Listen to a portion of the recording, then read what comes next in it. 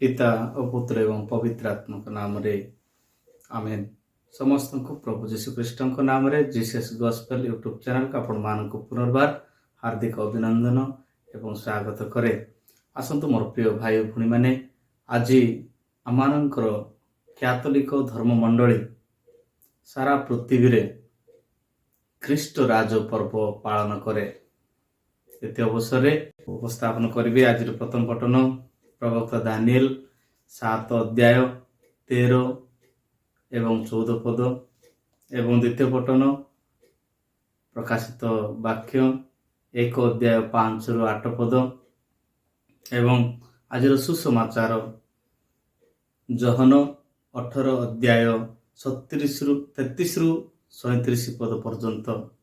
आसतु मोर प्रिय भाई भूणी माने आपण मानक थंबनेल रे जणाई सारिछि। आपण माने देखि पारुचंती मध्य जीशु ख्रीष्ट जणे राजा कि अनेक प्रश्न करिसंती एवं अनेक उत्तर मध्य रखिसंती। हाँ, जीशु ख्रीष्ट जणे राजा अटंती। धर्मशास्त्र बाइबल कौन कहे मोर प्रिय माने आसंता में ध्यान करिबा। से जणे राजा बाइबल रे अनेक स्थान रे स्थान पाए जे से राजा मानक राजा एवं प्रभु मानकर प्रभु बोली प्रकाशित 19 अध्याय 16 पदरे एहिपरि लिखा जाए।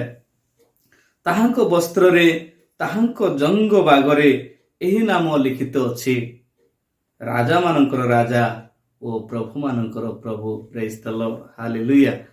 प्रिय प्रभुଙ୍କ समस्त भक्त भक्ता दास दासी गण प्रभु सेठारे प्रकाश करती जे से जणे राजा अटंती।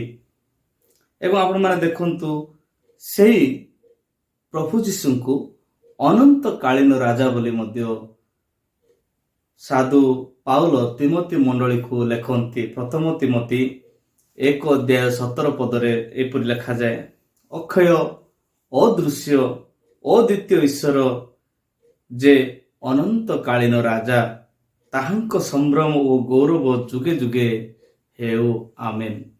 सेटा से प्रकाश करती अनंत कालीन राजा। प्रिय माने आमे एहिपरि ईश्वरଙ୍କ वाक्यर अनेक जगह में देखा पाऊछु। आज जोहन 18 अध्याय 37 पदर जदि आपण माने देखंते आज सुसमाचार रे सेटा प्रकाश करे। सेतिरे पिलात ताहांको पचारिले, ताहाले तुमे कोन राजा नुह? जीशु उत्तर देले, आपण तो कहउछंती मु जणे राजा। मु जेपरि सत्य पक्षरे साक्ष्य दिए एति निमंते मु जन्म होइछि ओ जगत को आसीअछि। Hallelujah, praise the lord. प्रिय प्रभुଙ୍କ लोक माने सत्य सपक्ष रे साक्ष्य देबा पाए प्रभु जीशु एही पृथ्वी रे जन्म होइछंती। एवं आमने जदि देखिबा जानिबा जे जीशु एही पृथ्वी रो राजा मानकटारो अन्य परि अन्यतम अटंती मध्य। जदि आपण माने चिंता करंतु पृथ्वी रो राजा मानक पाखरे राजप्रसाद, राजमुकुट, राजकीय वस्त्र एवं सैन्य सामंत रहितांते, किंतु से राजा अटंती एही परि विनम्र राजा, से स्वर्गर राजा अटंती। तो सेति पई आपण माने जो देखिबे लूक 9 अध्याय 58 पदरे से कहंती एही पृथ्वी रे ताको मुंड गुंजिबा पई कोनसी टिके हेले मते जगह मिलिला नाही। एण करी से कहंती मनुष्य पुत्रंकर मुंड गुंजिबार पई स्थान नाही। राजमुकुट कथा जदि आमे चिंता करिबा, प्रभु जीशु को राजमुकुट बदल रे ताको कंटार मुकुट दिया गला, जहाँ आपण माने देखंती माथ्यू 27 अध्याय 29 पदरे कंटार मुकुट बनाई ताहांको मस्तक रे देले। राजमुकुट पिंधिबा बदल रे से कंटार मुकुट पिंधिले। तो प्रभुଙ୍କ लोक माने राजकीय वस्त्र कथा जदि आमे देखिबा, जगतर राजा मानक पाखरे राजकीय वस्त्र थांता, किंतु प्रभुଙ୍କ निकटरे से राजकीय वस्त्र बदल रे उपहासर वस्त्र, परिहासर वस्त्र पिंधाइले ଯାହା ମାତ୍ୟୁ 27:28 ଲେଖା ଅଛି, ଲୋହିତ ବର୍ଣ୍ଣର ବସ୍ତ୍ର ପିନ୍ଧାଇଲେ।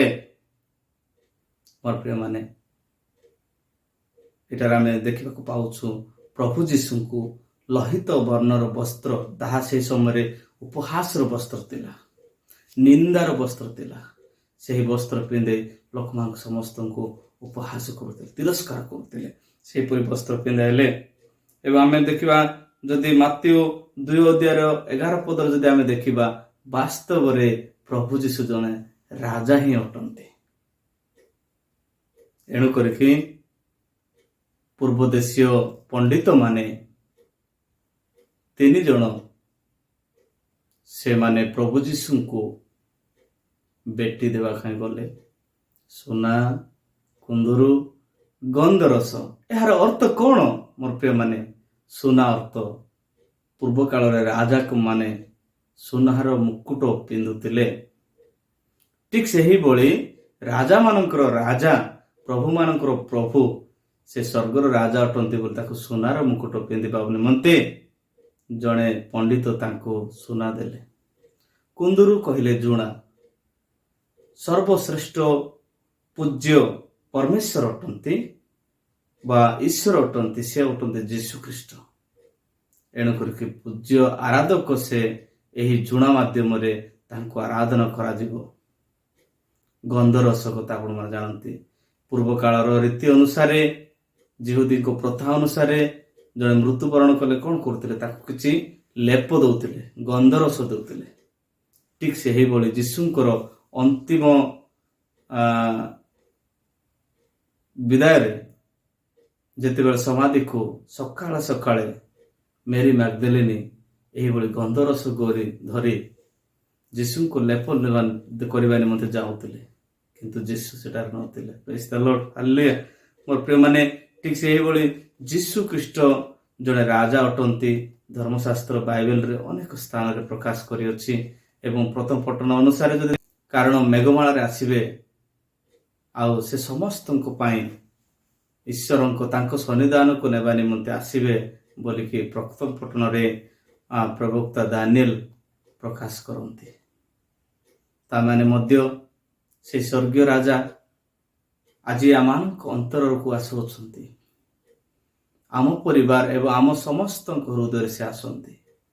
ଆମମାନଙ୍କ ହୃଦୟ ନିର୍ମଳ କରିବା, ସୁଦୂଷିତ ହେଇକି ରହିବା, ପ୍ରଭୁ ଆମମାନଙ୍କ ହୃଦୟରେ ଆସିବେ। ପ୍ରଭୁ ଆପଣା ବାକ୍ୟ ଦେଇ ଆମ ସମସ୍ତଙ୍କୁ ଆଶୀର୍ବାଦ କରନ୍ତୁ। ପିତା ଓ ପୁତ୍ର ଏବଂ ପବିତ୍ର ଆତ୍ମାଙ୍କ ନାମରେ ଆମେନ୍। ସମସ୍ତଙ୍କୁ ପ୍ରଭୁ ଯୀଶୁ ଖ୍ରୀଷ୍ଟଙ୍କ ନାମରେ ଜୟ।